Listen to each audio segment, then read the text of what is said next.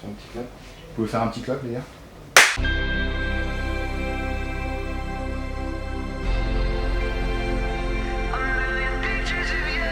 Moi, j'ai visité un petit peu. Je suis arrivé hier à l'hôtel vers 3-4 p.m. et puis j'ai eu le temps de marcher un peu. Et puis on était chanceux parce qu'il fait super beau. On a une belle journée. Puis chez moi, ça fait à peu près 3-4 mois qu'il fait gris et froid. Ah ouais? Ouais, c'est Californie, c'est vraiment bizarre cette année.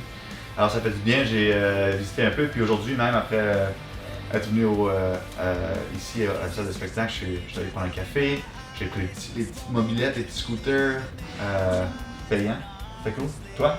Moi aussi j'ai visité, mais j'avais perdu mes valises hier, alors c'était quand même excessivement dramatique. C'est rendu maintenant une normalité dans ma vie. Alors, non, mais à part ça, non, vraiment pas. Mais à part ça, c'était vraiment cool. Moi aussi, j'ai vu. J'étais déjà venu à Lyon comme touriste dans le passé. Là, on a joué ici en 2016, je pense. Ouais. Super bel endroit.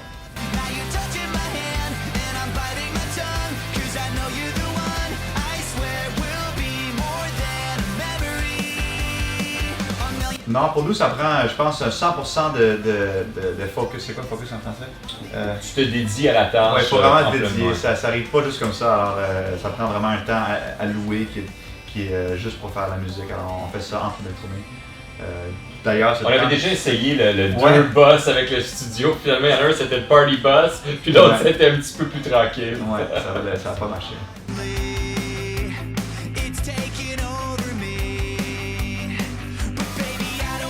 Je te laisse aller Ben écoute, on écoute plein de trucs. Je pense que ce qui est cool d'être musicien, c'est d'être ouvert d'esprit, puis d'être ouvert à tous les genres musicaux. Là, alors on écoute plein de trucs. Ce qui est inspirant, c'est quand on entend une bonne chanson, des bonnes idées d'arrangement. Il y a toujours des trucs à découvrir chez les autres. Nommer un groupe en particulier, je sais pas, moi j'écoute vraiment plein de trucs, là, de plein de genres différents. Je sais pas qu'est-ce qui m'a inspiré récemment. Je te dirais, écoute, j'écoute des trucs très alternatifs en ce moment. Alors, je sais pas si ça serait même connu, mais autant du country que du metal, que du rock, j'écoute vraiment tout. Moi récemment, j'écoute un groupe qui a vraiment pas rapport avec le pop-punk, mais j'aime ça parce que je fais la cuisine chez nous, j'ai des enfants, alors je fais la cuisine, je fais le ménage, tout ça. Et puis j'aime bien un groupe qui s'appelle Crying Bin, je sais même pas comment le dire, c'est... Crying Bin, c'est... K-H-R. C'est ça qu'on a écouté sur la dernière tournée, tu t'en avais pas perçu, hein? Ouais, je sais, mais j'aime vraiment ça, c'est cool dans le background, ça n'a pas rapport avec le pop-punk du tout. Mais... C'est comme de la musique porno des années 70. Ouais.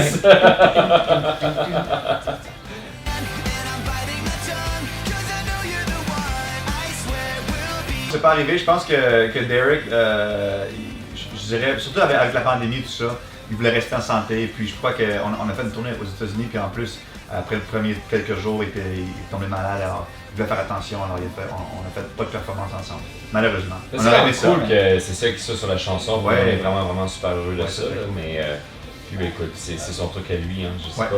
On vit tous un peu la tournée un peu différemment, c'est quand même difficile, ça paraît très glamorous, puis ça, puis ça l'est jusqu'à un certain point, mais c'est exigeant, c'est exigeant quand même, les voyages, tout ça, puis on rencontre beaucoup de gens, puis étrangement, je pense qu'après la pandémie, on s'est comme affaibli, le système immunitaire s'est un peu affaibli, puis moi je sais pas pourquoi, mais je suis tombé malade, je sais pas, 10 fois là, depuis le retour à la tournée, puis pourtant avant jamais ça m'arrivait, alors voilà. Vive les masques, c'est une super bonne idée. Un sujet controversé.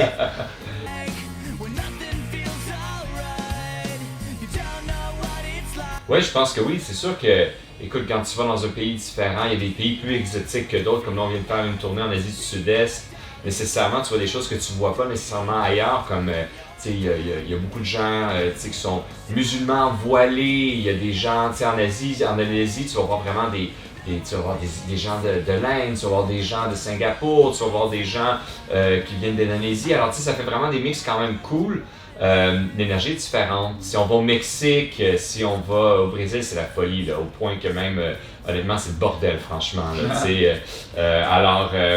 puis c'est toujours cool d'entendre parler français quand on arrive en France. Tu vois, juste le fait de se promener dans les villes, c'est agréable parce que c'est facile, ça ressemble un peu à ce dont on est habitué.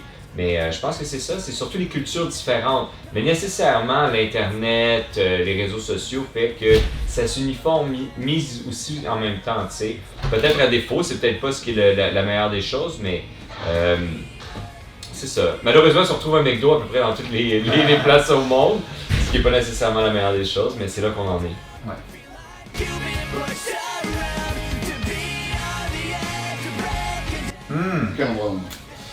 Dans ma cuisine, c'est clair. Ouais, c'est vraiment là le meilleur café. Puisque le café vient de plein d'endroits dans le monde, moi personnellement j'aime bien les cafés africains. Et puis j'ai eu une belle expérience à Luxembourg. Il y avait un petit café qu'on a eu. Et puis la demoiselle qui était propriétaire du. La canadienne là? Ouais. Ah, je m'en souviens moi aussi. Puis le café là était vraiment bon, ça s'appelle Florence, le nom du café. Mais vraiment, c'est plutôt de l'origine du café, d'où il vient. Et pour moi, j'aime vraiment les cafés de l'Afrique de l'Est, je crois. Oui. Alors. C'est spécifique ça, on peut pas faire mieux que ça là. Mais en France, ce qui est drôle, c'est que le café est toujours bon ici. Je pense que d'avoir un mauvais café, ça n'existe pas ici. Ils sont tous pas mal bons.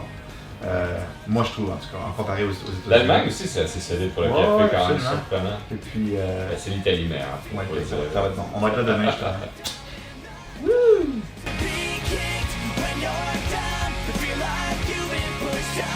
Ben pour nous, ce qui est amusant, c'est que d'être sur la scène, on bouge pendant d'habitude 1 heure, 1 heure et demie.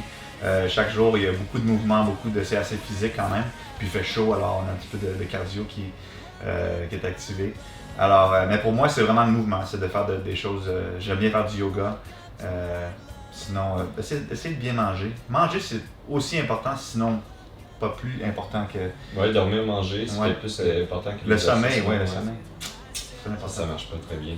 Ouais, la même chose pour moi, mais je pense que moi je prends du poids à la maison, j'en perds sur la route, alors ça s'équilibre un petit peu. Mais c'est sûr que c'est difficile de garder le même niveau d'énergie qu'on a sur la route à la maison. Là, tu sais.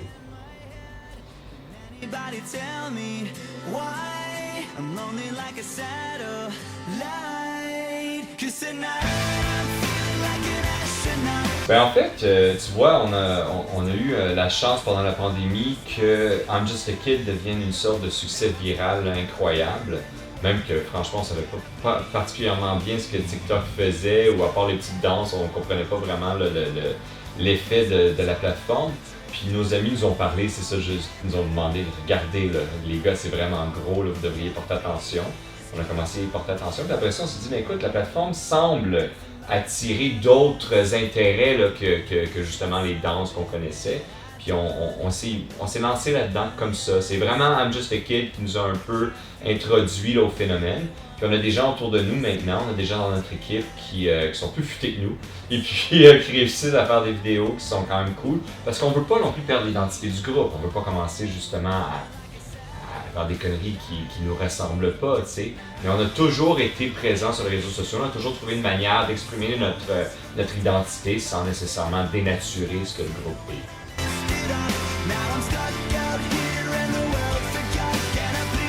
Ouais, c'est ça, c'est dans le même esprit, ça change pas grand chose. C'est plus court, c'est plus facile à faire maintenant, c'est tout.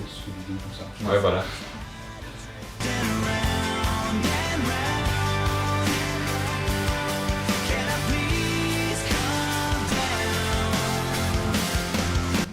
Je pense que c'est un. C'est des filles de taille. Ouais, it's a constant work. C'est difficile de continuer, mais écoutez, dans le fond, ce qu'on essaie de faire, c'est on essaie de limiter un peu nos temps sur les tournées. On essaie de ne pas faire plus que 3 ou 4 ou des fois 5 semaines en tournée. Et puis on essaie de balancer ça avec. Ce qui est énorme pour la famille. Là, quand tu pars 5 semaines, c'est fou pour eux. Là. Il y a plein d'événements qui se passent. Alors on fait attention avec ça. Et puis on essaie d'avoir beaucoup de temps à la maison entre les tournées. Puis dans le fond, c'est ça.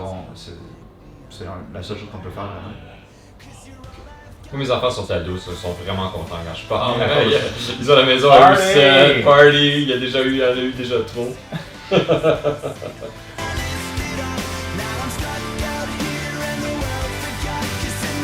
Moi j'ai Biffy Clyro. Très bon groupe. Billy Talent. Oh! Du Canada. Accessible en plus. Ouais, très bon groupe. Il est vraiment bon dans le nouvel album. Moi j'ai pas écouté. Vraiment solide. J'en doute pas, ils sont très talentueux, c'est un très bon groupe avec de la musique très originale. Ouais, vraiment. Billy Talent ou Biffy Clyro, voilà. Voilà, c'est réglé. On est dans le B. Nickel. Merci beaucoup. Merci à vous.